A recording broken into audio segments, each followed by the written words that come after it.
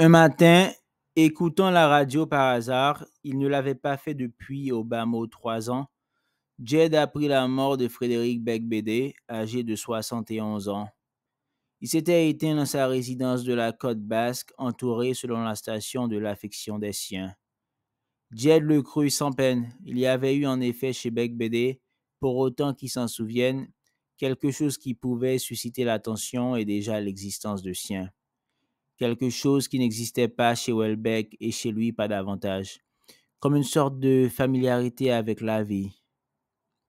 C'est de cette manière indirecte, en quelque sorte, par recoutement, qu'il prit conscience qu'il venait lui-même d'avoir 60 ans. C'était surprenant. Il n'avait pas conscience d'avoir vieilli à ce point.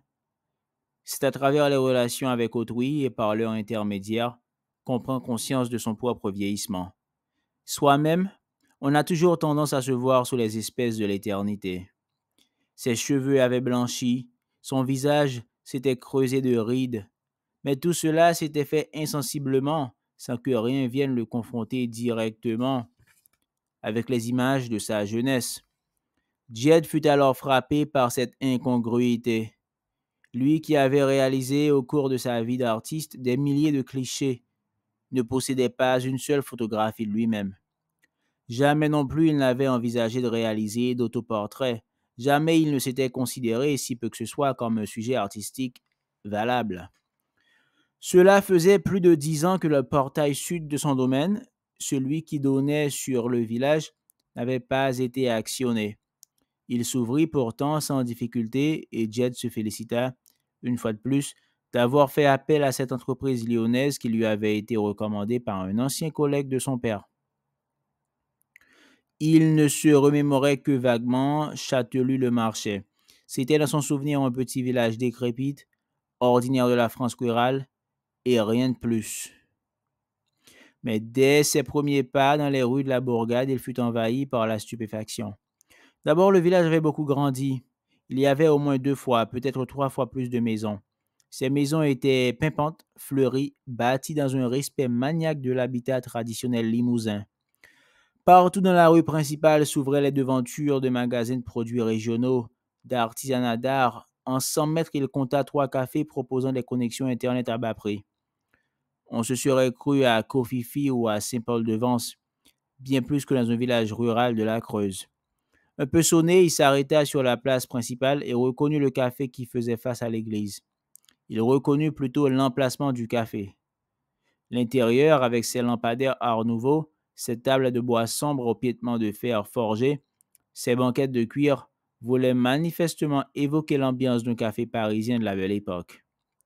Chaque table était cependant équipée d'une station d'accueil pour laptop avec écran 21 pouces, prise de courant aux normes européennes et américaines, dépliant indiquant les procédures de connexion au réseau Creuse SAT. Le Conseil général avait financé le lancement d'un satellite géostationnaire afin d'améliorer la rapidité des connexions Internet dans le département, apprit Jed à la lecture du dépliant. Il commanda un menottout salon rosé qu'il but pensivement en songeant à cette transformation. À cette heure matinale, le café était peu fréquenté. Une famille de Chinois terminait son breakfast limousin, proposé à 23 € par personne, constata Jed en consultant la carte. Plus près de lui, un barbu costaud, les cheveux rassemblés en une queue de cheval, consultait distraitement ses mails. Il jeta un regard intrigué à Jed, fronça les sourcils, hésita à s'adresser à lui, puis se replongea dans son ordinateur. Jed termina son verre de vin, ressortit, demeura quelques minutes pensif au volant de son SUV électrique Audi. Il avait changé 3 fois de voiture au cours des 20 dernières années, mais était resté fidèle à la marque au volant de laquelle il avait connu ses premières vraies joies automobiles. Pendant les semaines qui suivirent, il explora doucement, par petites étapes, sans vraiment quitter le Limousin, sauf un bref passage en Dordogne, un autre encore plus bref dans les monts du Forez, ce pays, la France, qui était indiscutablement le sien. La France, de toute évidence, avait beaucoup changé. Il se connecta à Internet de nombreuses fois. Il eut quelques conversations avec des hôteliers, des restaurateurs, avec d'autres prestataires de services, un garagiste de Périgueux, une escort girl de Limoges, et tout le confirma dans la première impression fulgurante qu'il avait saisie en traversant le village de Châtellus-le-Marché. Oui, le pays avait changé en profondeur. Les habitants traditionnels des zones rurales avaient presque entièrement disparu. De nouveaux arrivants, venus des zones urbaines, les avaient remplacés, animés d'un vif appétit d'entreprise et parfois de convictions écologiques modérées, commercialisables. Ils avaient entrepris de repeupler l'Interland. Et cette tentative, après bien d'autres essais infructueux, basée cette fois sur une connaissance précise des lois du marché et sur leur acceptation lucide, avait pleinement réussi. La première question que se posa Jed, manifestant en cela un typique égocentrisme d'artiste, fut de savoir si sa série des métiers simples, 20 ans à peu près après qu'il l'eut conçue, avait gardé sa pertinence. De fait, pas entièrement. Maya Dubois, assistance de télémaintenance, n'avait plus de raison d'être. La télémaintenance était maintenant à 100% externalisée, essentiellement en Indonésie et au Brésil. Aimée, escort girl, conservait par contre toute son actualité. La prostitution avait même connu sur le plan économique une véritable embellie, due à la persistance, en particulier dans les pays d'Amérique du Sud et la Russie, d'une image fantasmée de la Parisienne, ainsi qu'à l'infatigable activité des immigrantes d'Afrique de l'Ouest.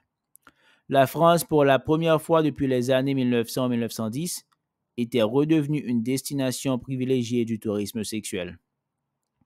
De nouvelles professions aussi avaient fait leur apparition, ou plutôt d'anciennes professions avaient été remises au goût du jour, telles que la ferronnerie d'art, la dinanderie.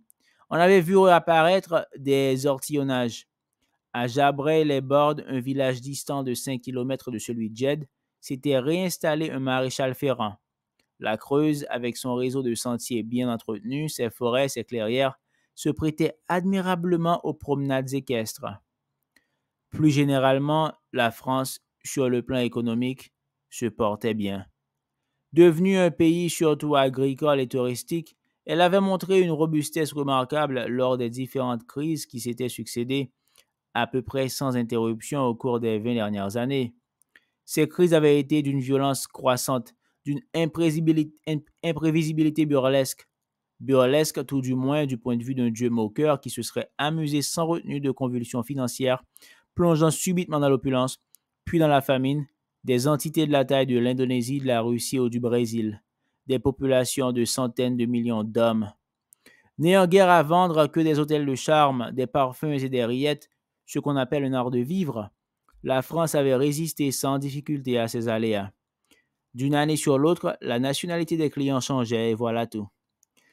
De retour à Châtellus-le-Marché, Jed prit l'habitude de faire une promenade quotidienne en fin de matinée dans les rues du village. Il prenait généralement un apéritif au café de la place, qui avait curieusement conservé son ancien nom de bar des sports, avant de rentrer déjeuner chez lui. Rapidement, il se rendit compte que beaucoup des nouveaux arrivants semblaient le connaître, ou du moins avoir entendu parler de lui, et le considéraient sans animosité particulière. De fait, les nouveaux habitants des zones rurales ne ressemblaient nullement à leurs prédécesseurs. Ce n'était pas la fatalité qui les avait conduits à se lancer dans la vannerie artisanale, la rénovation d'un gîte rural ou la fabrication de fromage, mais un projet d'entreprise, un choix économique pesé, rationnel. Instruits, tolérants, affables, ils cohabitaient sans difficulté particulière avec les étrangers présents dans leur région.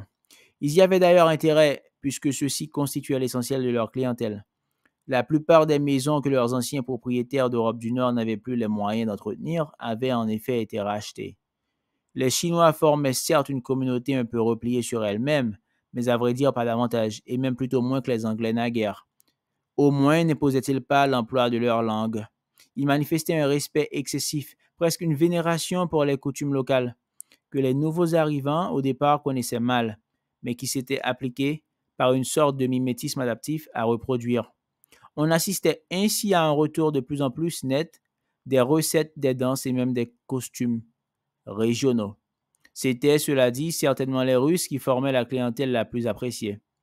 Jamais ils n'auraient discuté le prix d'un apéritif ni d'une location de 4x4. Ils dépensaient avec munificence, avec largesse, fidèles à une économie du potlatch qui avait traversé sans difficulté les régimes politiques successifs. Cette nouvelle génération se montrait davantage conservatrice, davantage respectueuse de l'argent et des hiérarchies sociales établies que toutes celles qui l'avaient précédée. De manière plus surprenante, le taux de natalité était cette fois effectivement remonté en France, même sans tenir compte de l'immigration qui était de toute façon presque tombée à zéro depuis la disparition des derniers emplois industriels et la réduction drastique des mesures de protection sociale intervenues au début des années 2020. Se dirigeant vers les nouveaux pays industrialisés, les migrants africains s'exposaient maintenant à un bien périlleux voyage. Traversant l'océan Indien et la mer de Chine, leurs bateaux étaient fréquemment assaillis par des pirates qui les dépouillaient de leurs dernières économies quand ils ne les jetaient pas purement et simplement à la mer. Un matin, alors qu'il dégustait à petite gorgée un verre de Chablis, Jed fut abordé par le barbu à queue de cheval, un des premiers habitants qu'il avait remarqué dans le village. Celui-ci, sans connaître précisément son travail, l'avait identifié comme artiste. Lui-même peignait un peu à voix-il et se proposait de lui montrer ses œuvres. Ancien mécanicien dans un garage de Courbevoie, il avait emprunté pour s'installer dans le village où il avait monté une entreprise de location de quads. Fugitivement, Jed repensa aux quads de l'avenue Stéphane Pichon et à ses scooters des mers. À titre personnel, sa passion allait au Harley Davidson et pendant un quart d'heure, Jed dut subir la description d'une machine qui trônait dans son garage et de la manière dont il l'avait, année après année, customisée. Les quads, cela dit, étaient selon lui de beaux engins qui permettaient des balades sympas. Et, au niveau entretien, fit-il remarquer avec bon sens, c'était quand même moins contraignant qu'un cheval. Enfin, les affaires tournaient bien, il n'avait pas à se plaindre. Ces tableaux, manifestement inspirés par l'héroïque fantasy, représentaient pour la plupart un guerrier barbu à queue de cheval qui chevauchait un impressionnant destrier mécanique, visiblement une réinterprétation space opéra de sa Harley. Il combattait parfois des tribus de zombies gluants, parfois des armées de robots militaires.